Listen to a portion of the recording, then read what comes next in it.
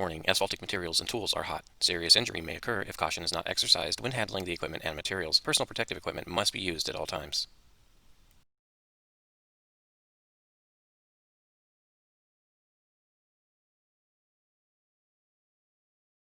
Okay, this is Arizona 427, which is the ignition furnace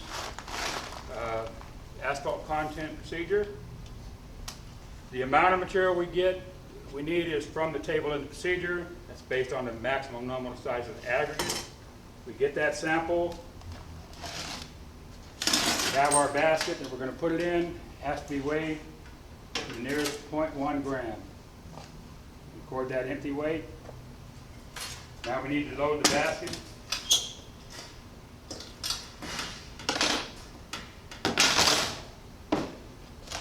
There's 2 baskets, so we'll put half on each basket.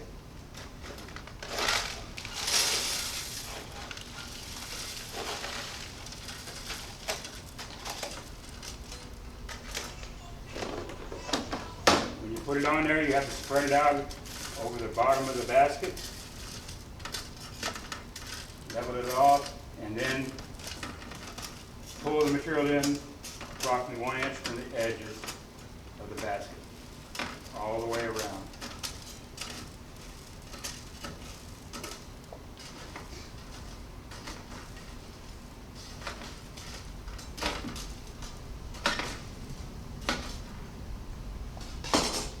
Do the same with the second basket.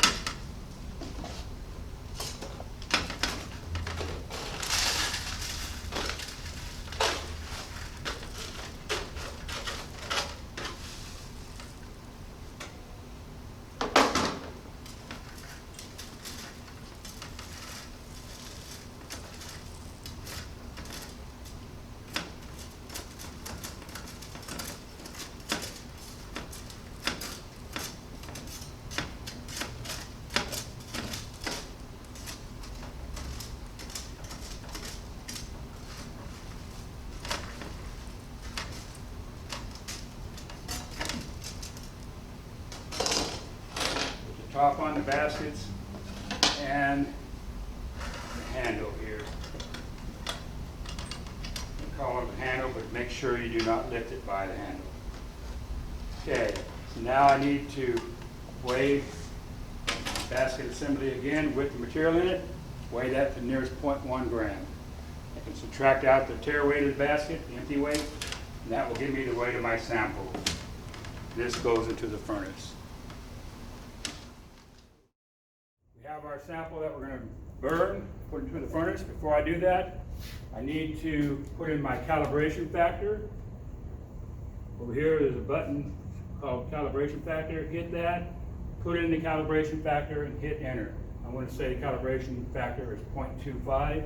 So hit calibration, 25, enter. To check it, hit the calibration button again. It should show up on your screen down here, 0.25. I also need to put in the weight. That's the weight of the sample that I got after I subtracted the total weight of the basket filled with the material from the empty weight.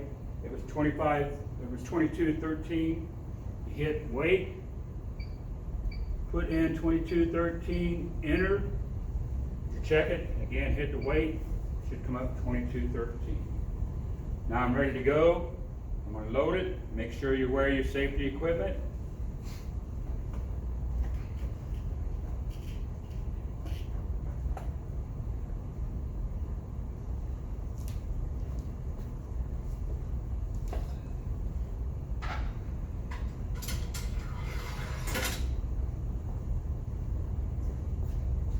When you work around this furnace, make sure you stay away from the door.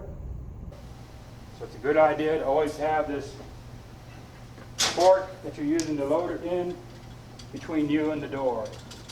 Put it in here so that it's right in the center, it's not hitting the sides or the edges.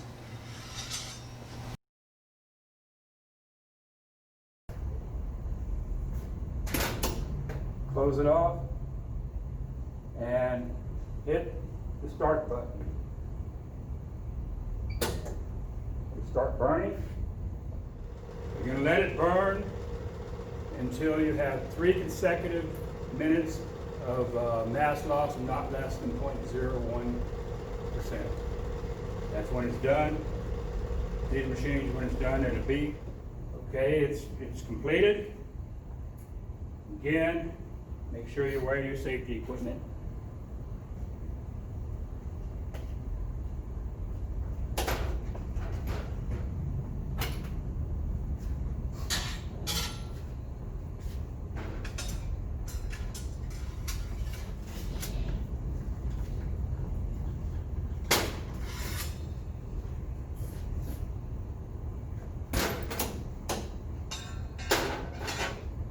Make sure you cover it. And you're going to let it set for 30 minutes plus or minus 5 minutes.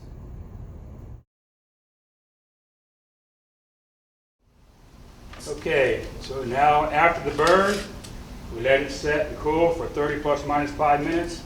We bring it back over here, get our weight again to the nearest 0.1 gram, subtract out the tare weight of our basket. That gives us the weight of our sample after the burn. Now we need to get the material off the baskets.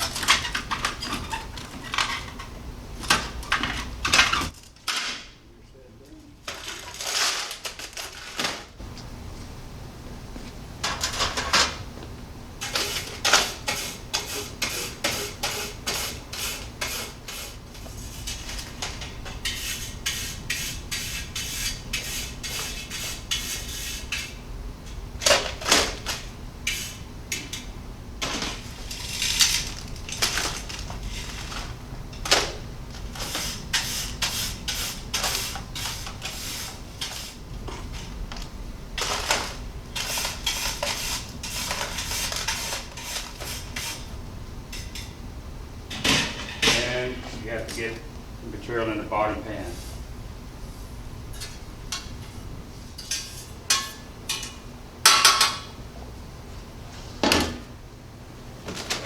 This is the material that was left over after the burn. We removed it from our baskets. The total amount of weight that we start out with is determined by subtracting the weight of the material and the baskets from the empty weight of the baskets. This is for after the burn. That weight is our total weight. This has to be placed into our nest of sieves. The bottom sieve is a number 8 sieve, and then we have a bottom pan that catches minus number 8 material. The bottom one has to be a number 8 sieve.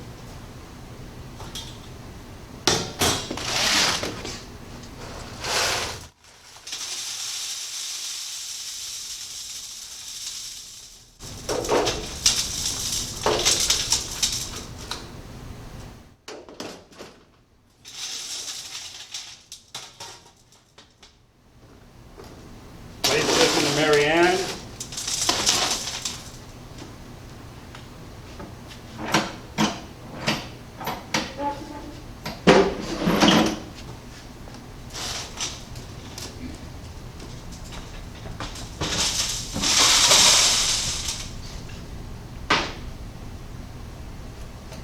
Okay, we're going to shake it until thoroughness of sieving is achieved, which is when no more than 0.5% of the total sample weight passes any sieve after 1 minute of hand sieving.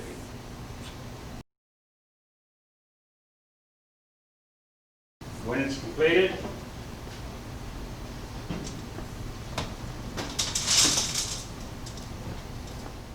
take your sieves out. You need to weigh each individual sieve, the material in each individual sieve.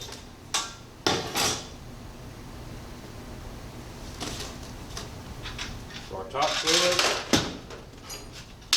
get all the material off of it, weigh that to the nearest 1 gram, 0 gram.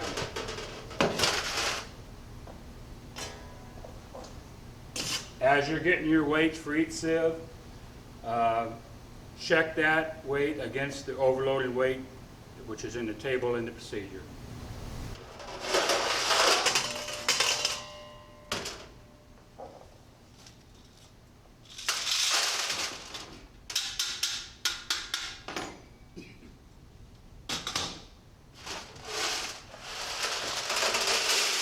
Again, weigh to the nearest 1 gram. Check for the overloading weight.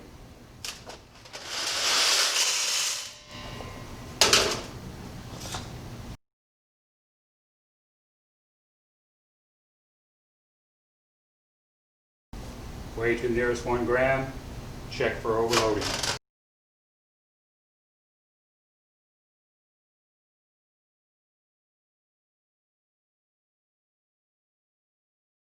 Continue on as before. 0.1 gram, or nearest whole gram. Check for overloading.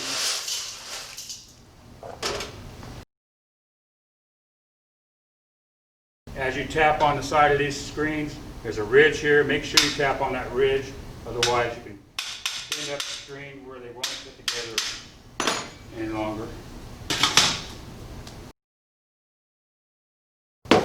Weigh to nearest 1 gram. Check for overloading.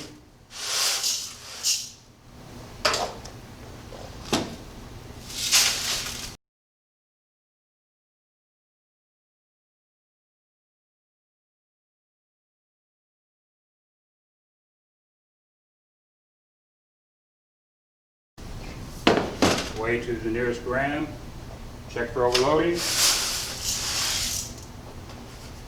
Now our bottom pan, this is the -8 material. Again, we are going to weigh it to the nearest 1 gram.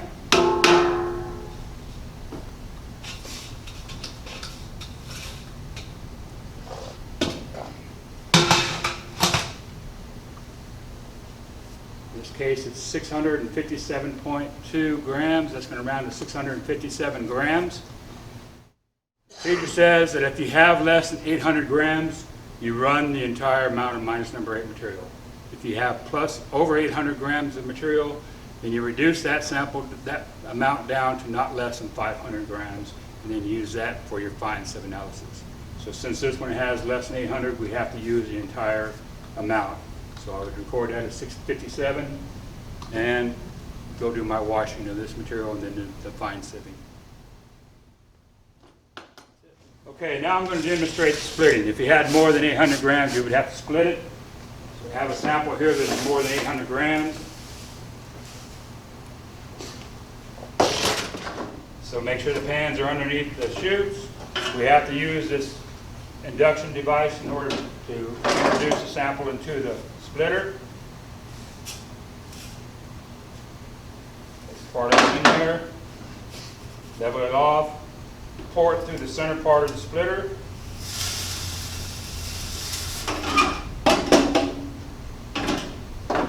Keep doing that until you split the entire amount.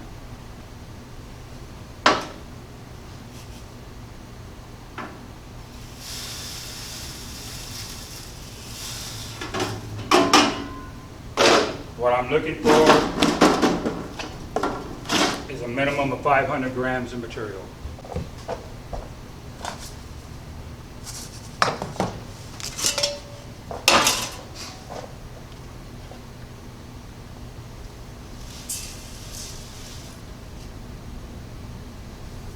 $516.3, which rounds to 516.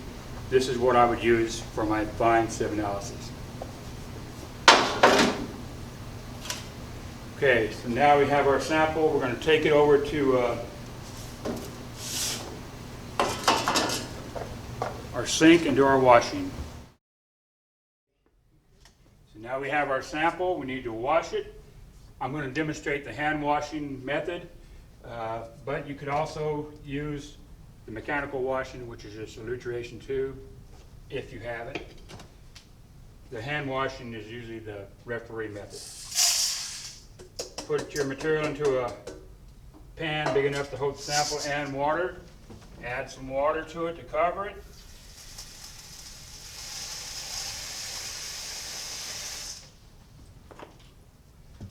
You're going to agitate it and then pour it over your nest of sieves.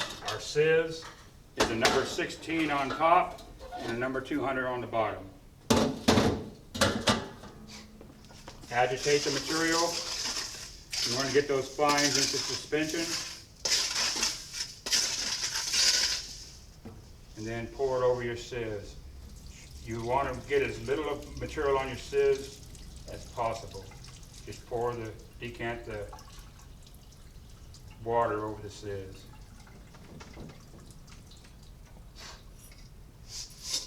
Add water again to cover it.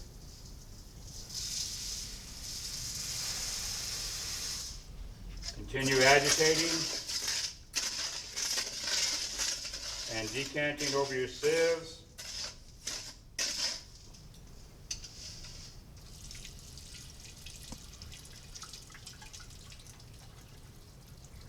Until your wash water runs clear.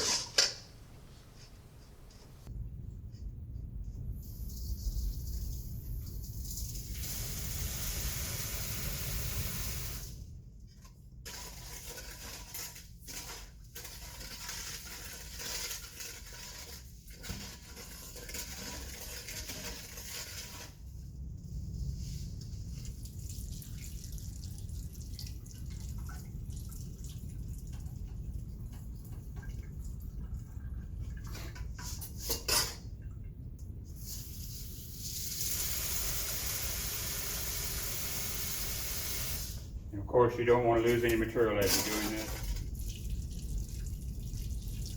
The water looks clear, so it's been thoroughly washed.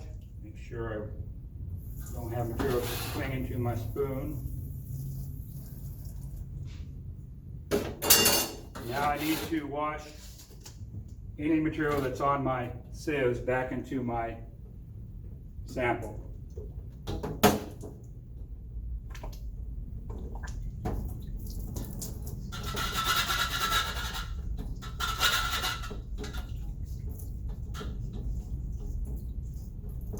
All that material off there.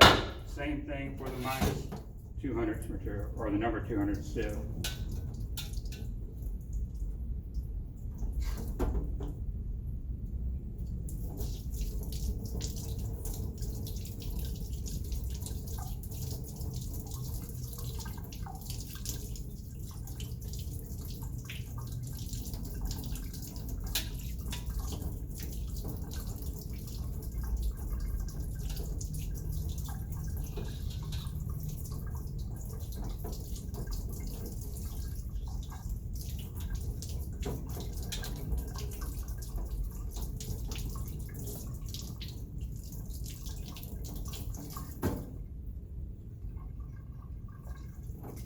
Wash that back into your sample.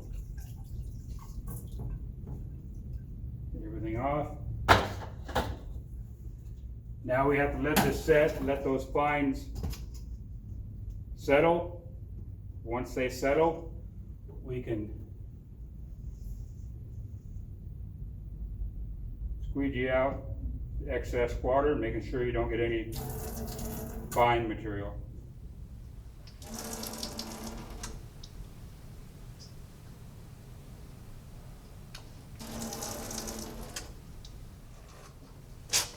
Once you get as much out as you can, you're going to put this in the oven.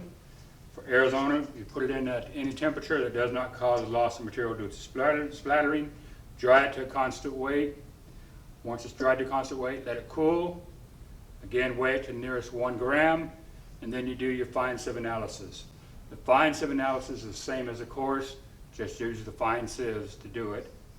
And when you're through, you add up your individual weights, just like I did on the course. You add up your individual weights. You compare that to your beginning weight.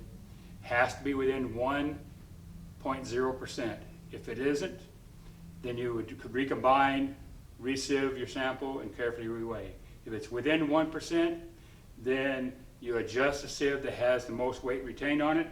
For the coarse sieves, you cannot adjust the minus number 8 material. For the fine sieves, you cannot adjust the minus 200s material.